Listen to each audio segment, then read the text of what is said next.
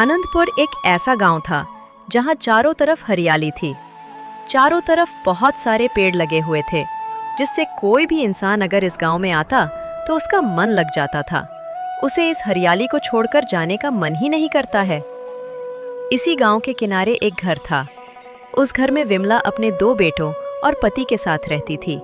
विमला के दोनों बेटे बहुत समझदार और पढ़ाई में होशियार थे।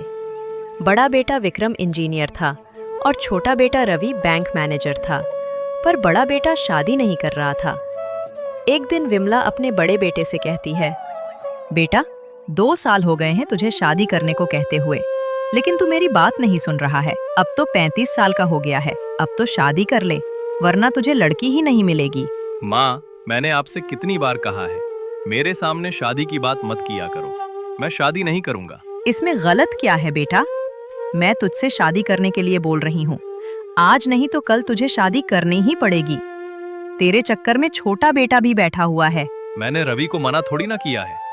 अगर रवि शादी करना चाहता है तो रवि की शादी कर दो, लेकिन मैं नहीं करूंगा। अरे तुझे पता नहीं क्या हो गया है। मैं जब भी शादी की बात करती हूँ तो तेरे नाक पर ही गुस्सा चढ़ जाता है। इतना बोलकर विक्रम बहुत गुस्से में घर से बाहर चला जाता है। अरे रवि की माँ, जब बेटा शादी से मना कर रहा है तो उसके पीछे क्यों पड़ी रहती हो? जब भी ड्यूटी से आता है तुम तुरंत शादी की बात करने लगती हो। तो क्या हुआ अगर मैंने शादी की बात कह दी? क्या वो सारी जिंदगी कुंवारा ही रहेगा? तुम्हें अपने बेटे की कोई चिंता नहीं है, चाहे शादी करे या ना करे, तुम्हें क्या फर्क पड़ता है? अरे विमला, तुम इतनी चिंता क्यों कर रही हो? उसे जब कोई लड़की पसंद आएगी तो खुद ही शादी कर लेगा। इसी चक्कर में हमारा छोटा बेटा रवि कब से इंतजार कर रहा है। वो तो लड़की भी पसंद कर चुका है, आखिर लड़की वाले भी कब तक इंतजार करेंगे? अरे जब विक्रम शादी नहीं करना चाहता तो रवि की शादी कर दो, इसमें चिंता की कौन सी बात है? हाँ रवि के पापा, तुम बिल्कुल सही कह रहे हैं। हम रवि की शादी कर देते हैं। विक्रम को जब करनी होगी तब करेगा। विक्रम के चक्कर में रवि कुंवारा तो नहीं बैठ सकता है। अब रवि के ससुराल वालों को फोन करो और शादी की बात पक्की कर दो। हाँ रवि के पापा, मैं अभी फोन करती हूँ। फिर विमला रवि के ससुराल वालों को फोन करती है। लड़की वाले बहुत खुश होते हैं और फोन पर ही रिश्ता पक्का हो जाता है। कुछ दिनों बाद दोनों परिवारों की सहमति से रवि और रीना की शादी बहुत धूमधाम से हो जाती है। रीना दुल्हन बनकर घर आती है। उसने बहुत सुंदर लहंगा पहना हुआ था। तभी विमला की पड़ोसन सरला आ जाती है। अरे विमला, क्या बात है? बड़े बेटे को छोड़कर छोटे बेटे की शादी कर दी। अब छोटी बहू तो आ गई, बड़ी बहू कब लाओगी? क्या बताऊं बहन, मेरा बेटा विक्रम मेरी कोई बात नहीं सुनता है। मैं जब भी शादी की बात करती हूँ वो भड़क जाता है और कहता है कि मुझे शादी नहीं करनी। अरे विमला, अपने बेटे को समझाओ। अगर वो देर करेगा तो उम्र निकल जाएगी, फिर लड़की भी मिलना मुश्किल हो जाएगा। क्या करूं बहन, बहुत समझाती हूँ पर वो मेरी बात नहीं मानता है। अच्छा विमला बहन, मैं चलती हूँ। बस बगल से जा रही थी, सोचा मिल लूं, फिर कभी आऊंगी। ठीक है बहन, जरूर आना।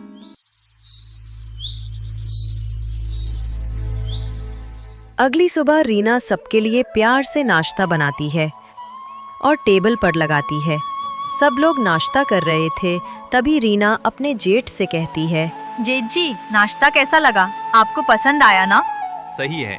इतना बोलकर विक्रम नाश्ता छोड़कर अपने कमरे में चला जाता है। मम्मी जी, मैंने कुछ गलत बोला क्या? जेठ जी नाश्ता छोड़कर उठ गए। नहीं बेटा, ऐसी कोई बात नहीं है। विक्रम थोड़ा लड़कियों से दूर रहता है, इसलिए तो शादी नहीं कर रहा है। रीना हंसकर बोली, अरे मम्मी जी, लगता है जेठ जी लड़कियों से शर्माते हैं, तभी तो शादी नहीं कर रहे। मुझे तो लगता है उन्हें लड़कियों से डर लगता है। पता नहीं बेटा, शायद यही सच हो। मुझे यकीन नहीं होता कि आज के जमाने में भी लड़के शर्मीले होते हैं।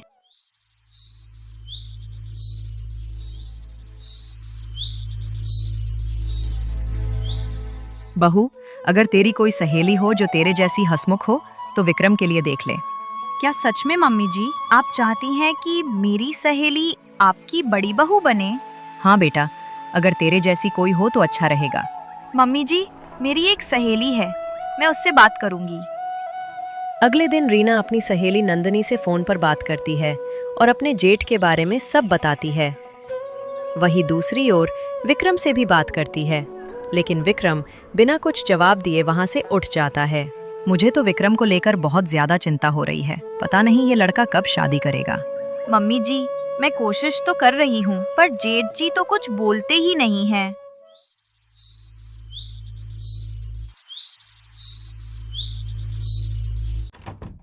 धीरे धीरे वक्त गुजरता गया।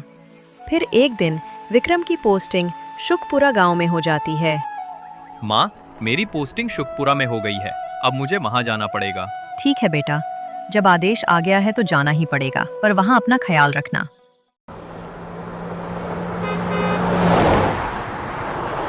विक्रम शुकपुरा पहुंचकर मन लगाकर काम करने लगता है।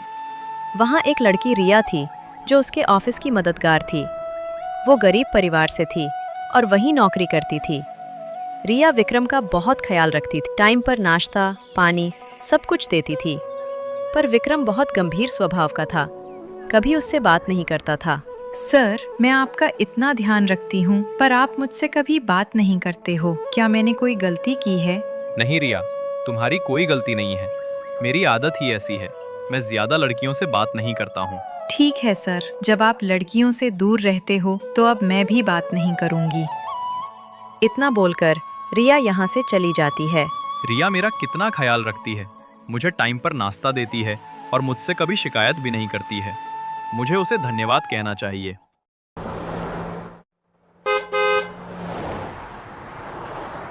धीरे धीरे दोनों के बीच दोस्ती बढ़ने लगती है और फिर एक दिन गलती से विक्रम और रिया के बीच ऐसा रिश्ता बन जाता है जो नहीं बनना चाहिए था और रिया प्रेग्नेंट हो जाती है।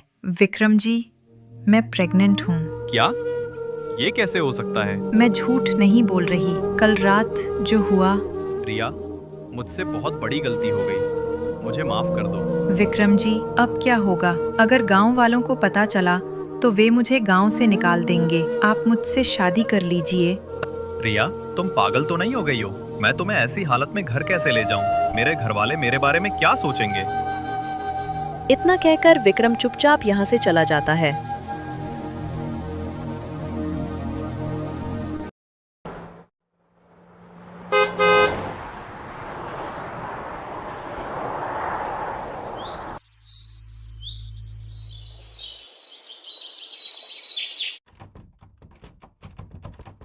कुछ महीने बाद एक दिन विक्रम ऑफिस से घर लौटता है और देखता है कि रिया उसके घर में है। रिया को देखकर वो चौंक जाता है। माँ, ये लड़की कौन है?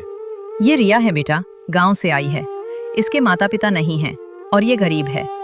हमने इसे घर के काम के लिए रख लिया है। विक्रम ये सुनकर चुपचाप अपने कमरे में चला जाता है। धीरे धीरे करके 5 महीने बीत जाते हैं। रिया का पेट भी अब दिखने लगता है, पर घर वाले उससे बहुत सारा काम करवाते हैं।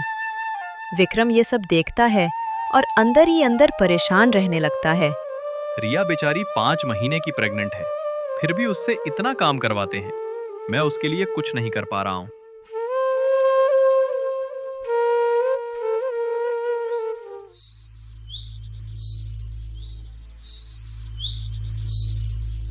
एक दिन रीना, जो इस घर की छोटी बहू है, रिया से अपने कपड़े धुलवा रही होती है। विक्रम ये देखता है और गुस्से में बोल उठता है। रीना, तुम्हें शर्म नहीं आती है? एक प्रेग्नेंट लड़की से इतने काम करवा रही हो। ये तुम्हारी नौकरानी नहीं, बल्कि ये तुम्हारी सेठानी है। रीना चौंककर बोली। क्या? जेठ जी, आपकी शादी तो हुई नहीं, तो ये जेठानी कहाँ से आ गई? वो भी प्रेग्नेंट जेठानी? विक्रम बेटा, क्या बोल रहे हो? जरा जोर से बोलो। मम्मी जी, जेठ जी कह रहे हैं कि रिया उनकी पत्नी है और हमारी जेठानी है। क्या? अभी तो विक्रम की शादी हुई ही नहीं है, तो ये कैसे तुम्हारी जेठानी बन गई? हाँ मम्मी जी, और रिया तो प्रेग्नेंट भी है। अच्छा बेटा, ये बात है। तभी तो तू शादी से मना कर रहा था। अगर तूने बताया होता तो मैं इसी लड़की से तेरी शादी करवा देती। माँ, ये सब गलती से हुआ, लेकिन रिया बहुत अच्छी लड़की है, सच्ची और सीधी सादी है। बेटा, अगर तुझे पसंद है तो मुझे कोई आपत्ति नहीं। मुझे भी ये लड़की बहुत भली लगती है।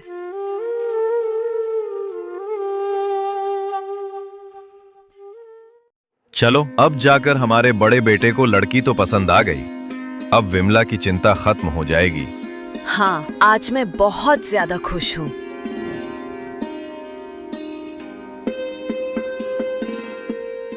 फिर विक्रम के मम्मी पापा एक अच्छा मुहूर्त देखकर विक्रम और रिया की शादी करा देते हैं।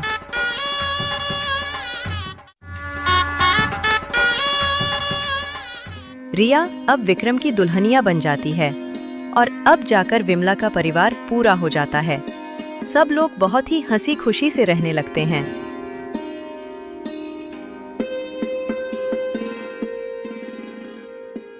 साथियों, अगर आपको ये कहानी अच्छी लगी हो तो वीडियो को एक लाइक और चैनल को सब्सक्राइब करके एक प्यारा सा कमेंट करना न भूलें। Thanks for watching.